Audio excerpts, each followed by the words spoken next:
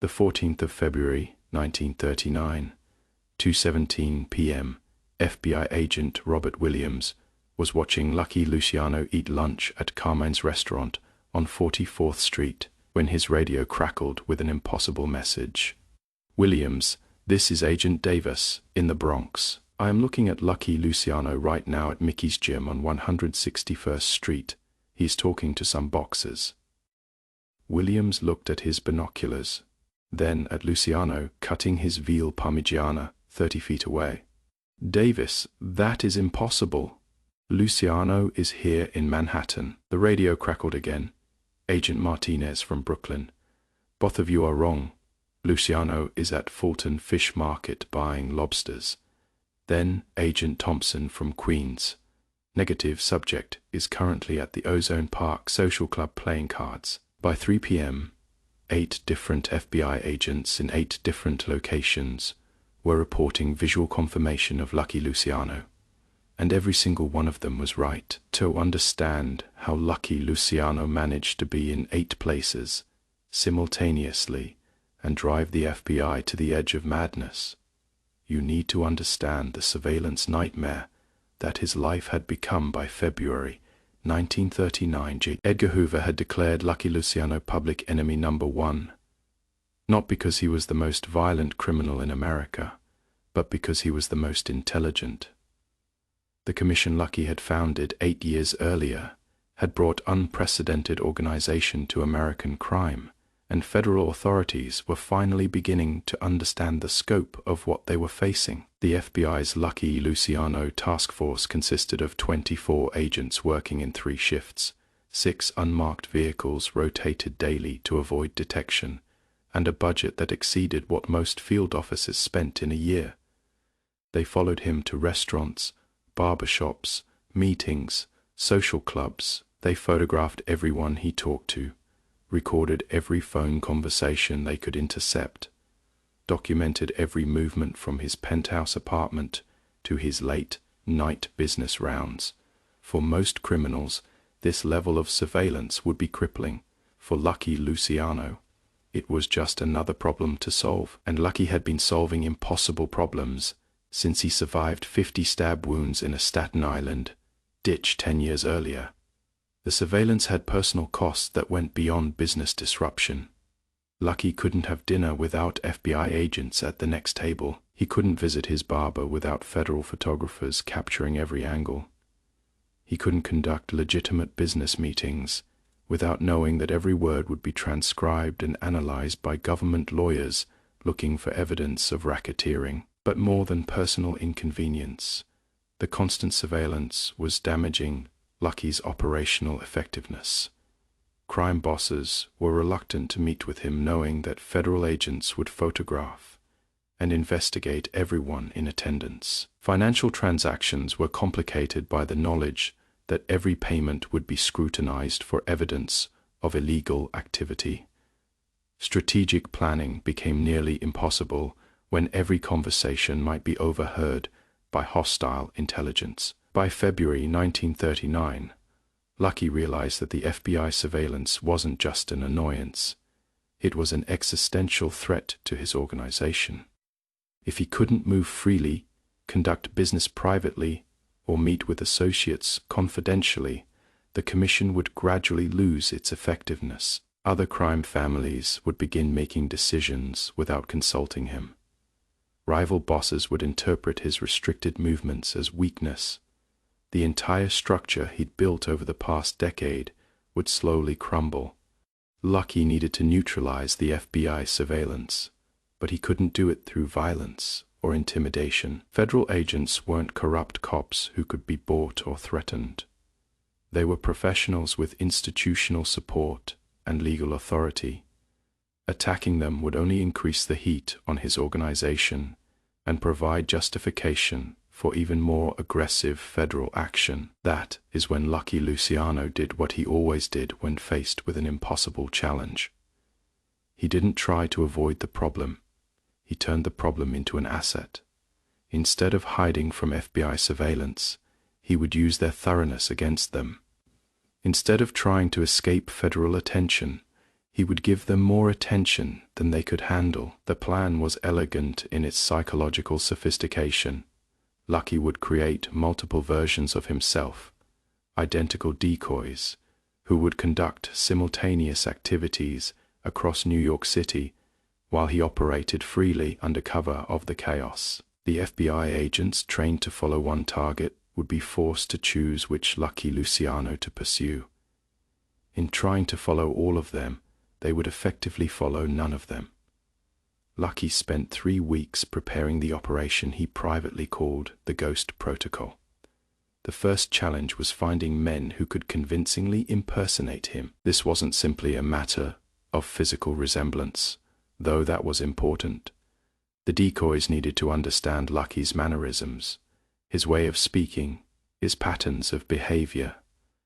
They needed to be able to fool federal agents who had been studying Lucky for months and knew his habits better than most of his associates. Lucky's search for decoys began in the most obvious place: Little Italy, among the hundreds of Sicilian immigrants who had arrived in New York over the past 2 decades. There were bound to be men who shared his general build, coloring, and facial structure. But physical resemblance was only the starting point. Lucky needed men who were intelligent enough to play the role convincingly, trustworthy enough not to betray the operation, and expendable enough that their capture or death wouldn't damage his organization.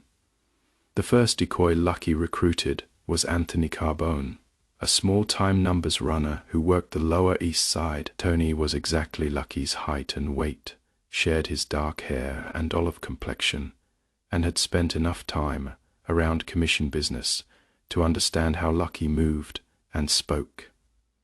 More importantly, Tony was deeply in debt to Lucky's organization and had strong motivation to perform his role perfectly. The second decoy was Salvatore Russo, a restaurant owner from Brooklyn who had been paying protection money to Lucky's organization for years. Sal had the advantage of legitimate business cover. His presence in various neighborhoods could be explained as restaurant supply runs or location scouting. He also had the kind of nervous energy that suggested someone conducting important but secretive business. The third decoy was Vincent D'Angelo, a union organizer who had been working with Lucky's labor connections. Vinny understood the political aspects of Lucky's operations and could convincingly discuss territorial arrangements, commission business, and strategic planning. His union connections also provided natural cover for meetings with various criminal associates. The fourth decoy was Michael Torino, a bookmaker who operated out of Queens.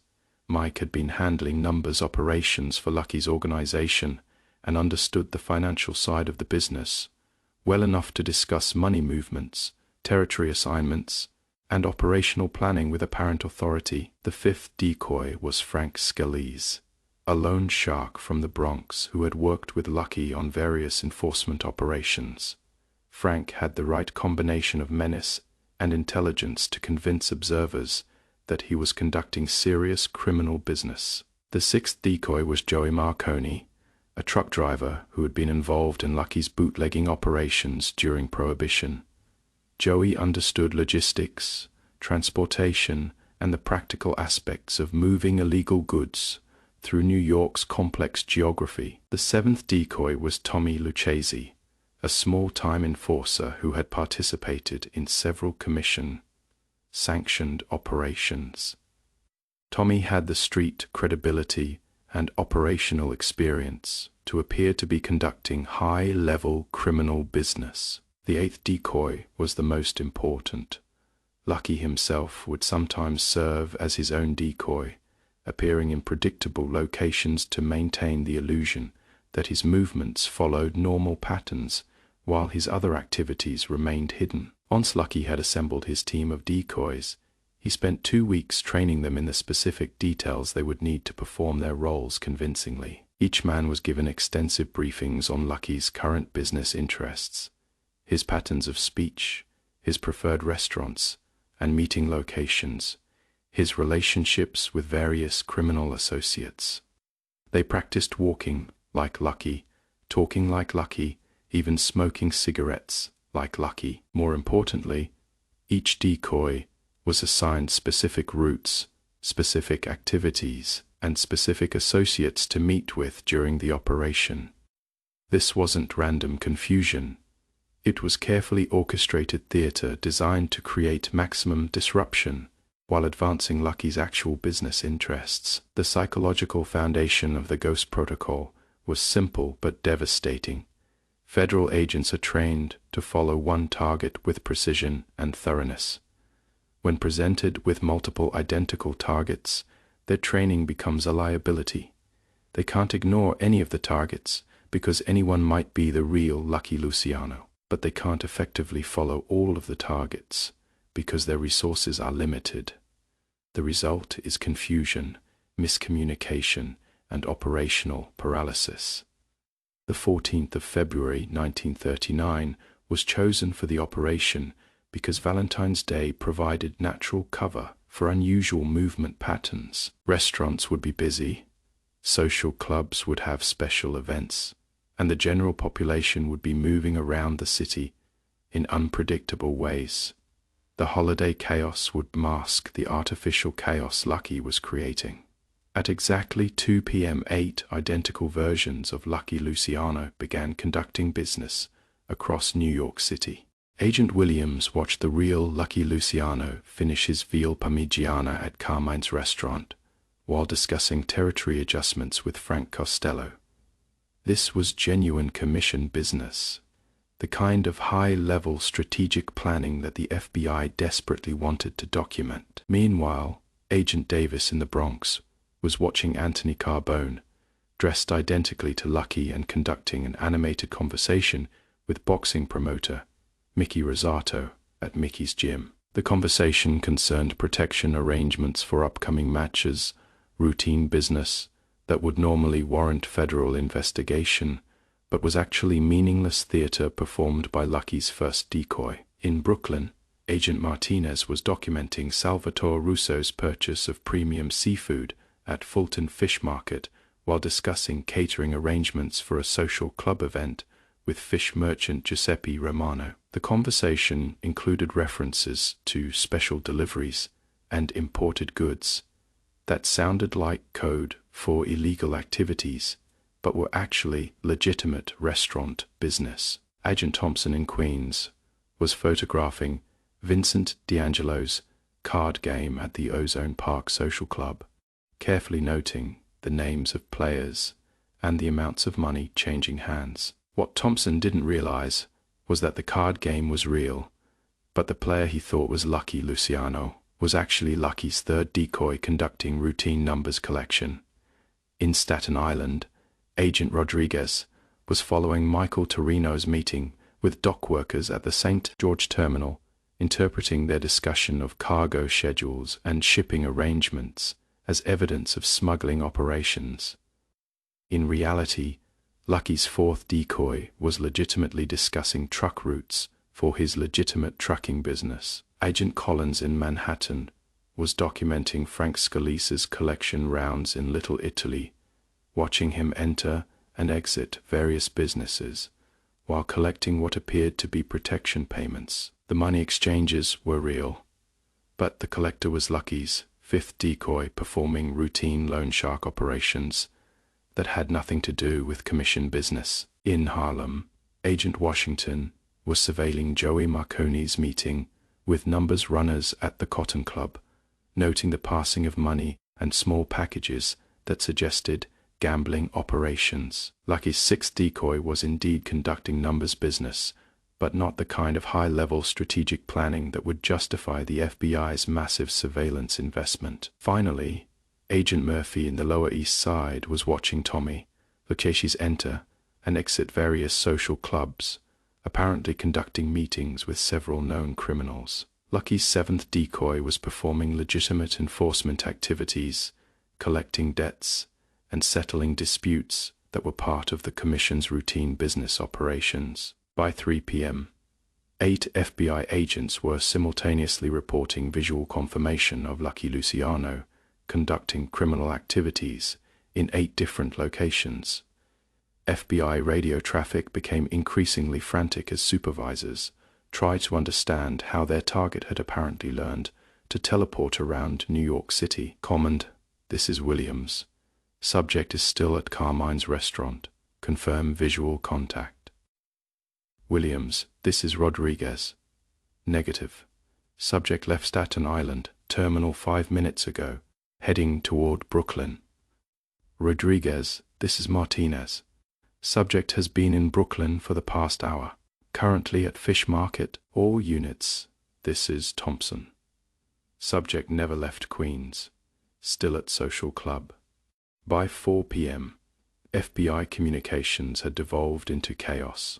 Supervisors were demanding explanations that field agents couldn't provide. Radio operators were trying to coordinate surveillance of a target who appeared to exist in multiple locations simultaneously. Command staff were reviewing operational procedures to determine whether their agents were having collective hallucinations or whether Lucky Luciano had somehow achieved supernatural abilities.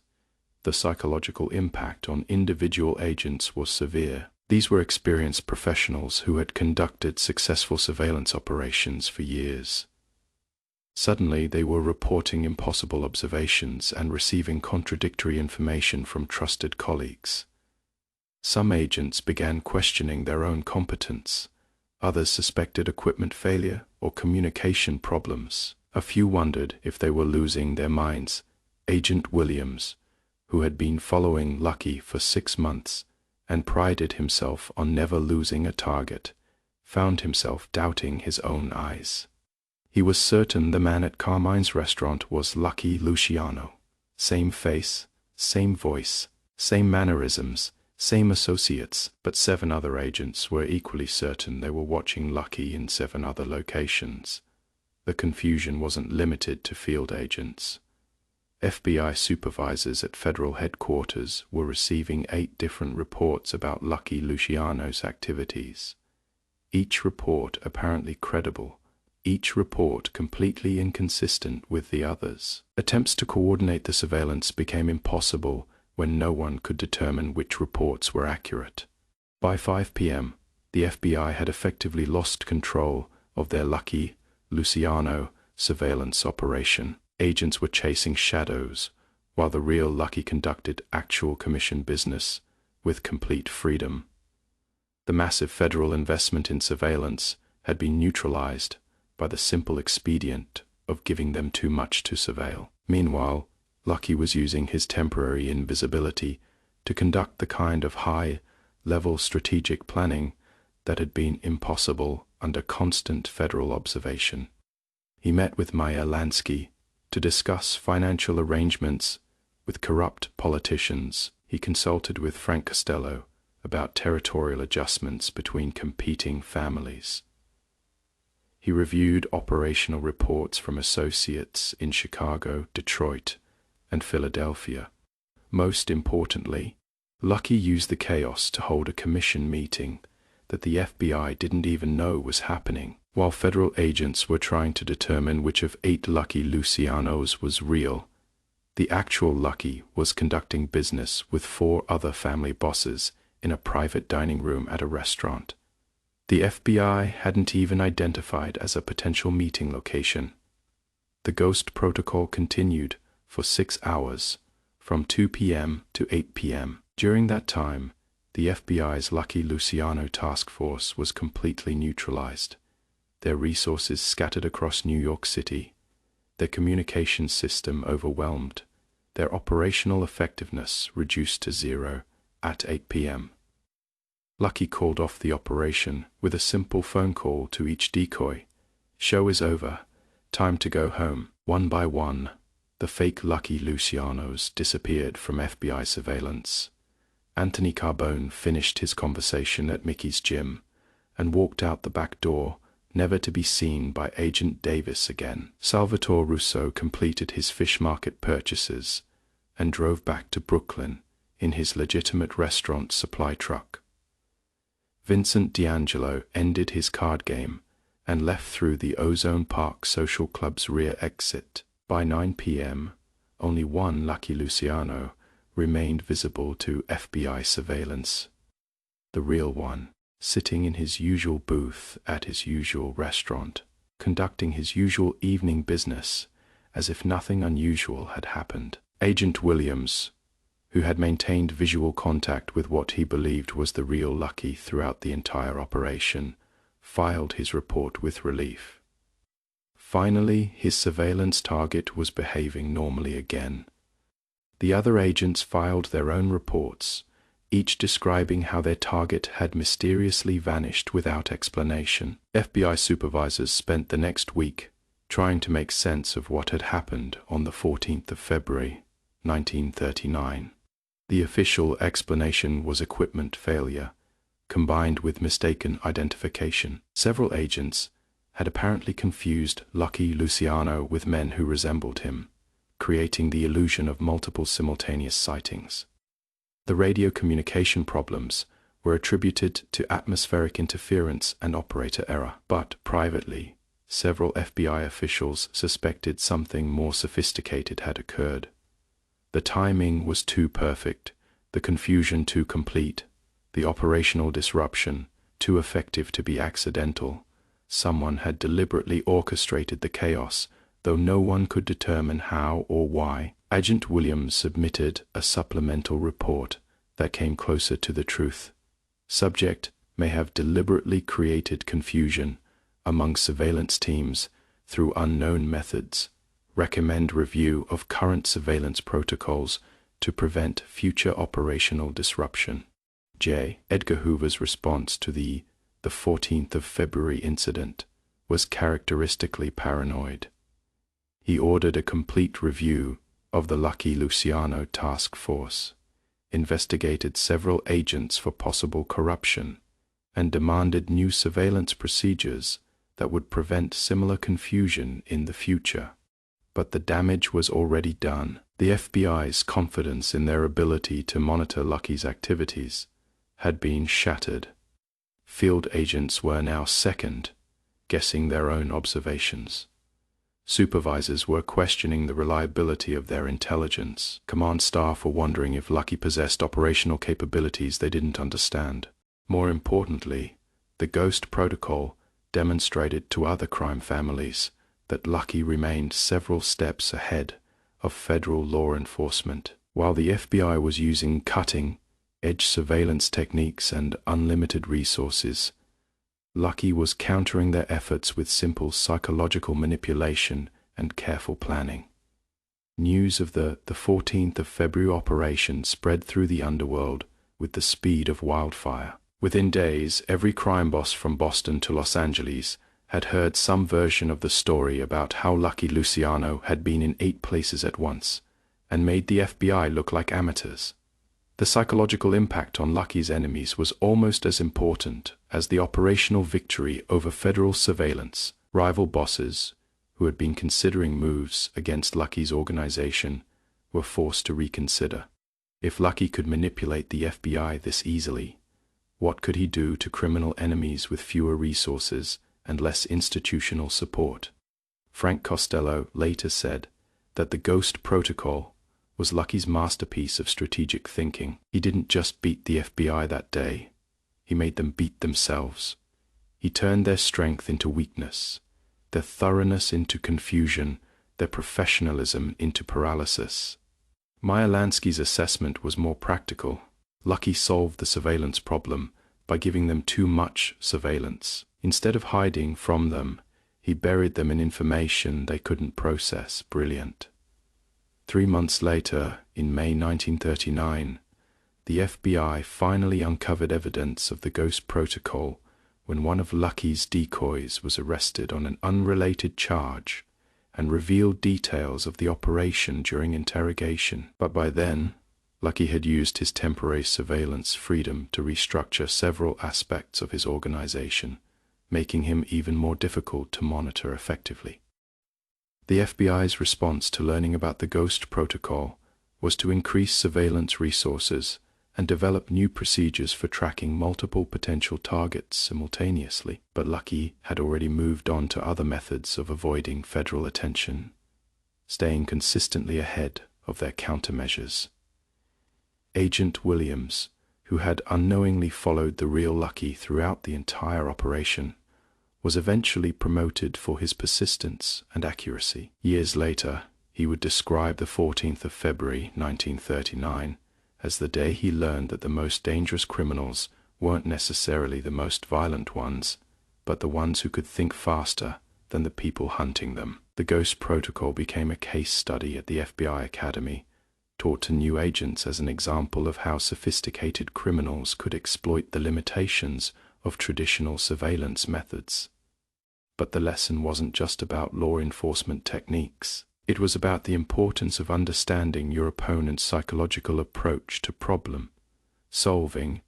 Lucky Luciano had demonstrated that the most effective way to deal with overwhelming opposition wasn't necessarily to fight it directly, but to make it fight itself. He had turned the FBI's greatest strength, their thoroughness and attention to detail, into their greatest weakness by giving them more details than they could handle. On the 14th of February, 1939, 8 FBI agents simultaneously observed Lucky Luciano conducting criminal activities in 8 different locations across New York City, and every single observation was completely accurate. Lucky Luciano was indeed in 8 places at once. He had just redefined what it meant to exist in multiple locations simultaneously. The real Lucky was conducting actual commission business, while 7 decoys created the illusion of supernatural mobility. The FBI saw exactly what Lucky wanted them to see: a criminal who had somehow transcended the normal limitations of time and space. What they missed was the elegant simplicity of the solution. If one Lucky Luciano was too hard to follow, 8 Lucky Lucianos were impossible to follow. The Ghost Protocol proved that Lucky's greatest weapon wasn't violence or corruption or even intelligence.